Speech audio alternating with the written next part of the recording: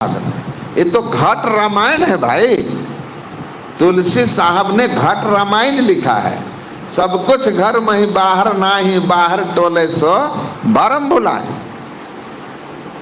गुरु महाराज कहते हैं घटपट तिहु के पार में साईं बसे ही अंतरे, जो मिलन को चाहता चटपट से कर संग संतरे। जो कथा आपके बहिर्मुखता को अंतर्मुखी न कर सके, वह कथा वास्तव में अध्यात्म का कथा नहीं है। उससे महर्षि संत सेवी जी महाराज कहते थे आपकी भाव व्यथा दूर होने वाली नहीं है। तो असली ज्ञान है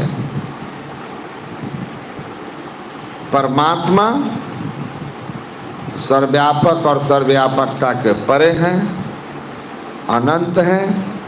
उस परमात्मा की प्राप्ति के लिए, उस परमात्मा को अनुभव करने के लिए आत्मदृष्टि चाहिए।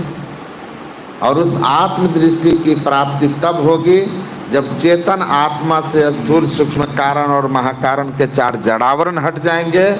और इन चारों जड़ावरण को हटाकर आत्मदृष्टि, कैवल्य दशा, स्वरूप स्थिति के लिए मानस जप, मानस ध्यान, दृष्टि योग और नाद योग की चार साधनाएं हैं। इतने बात मूल है। और इस साधन को करने के लिए पंच महापापों से अपने आप को अलग रखना है। इतना ही असली ज्ञान। इसी को बार बार सुनिए और इसी का बार बार अभ्यास कीजिए। सुने 4 घंटा और मिला घंटा।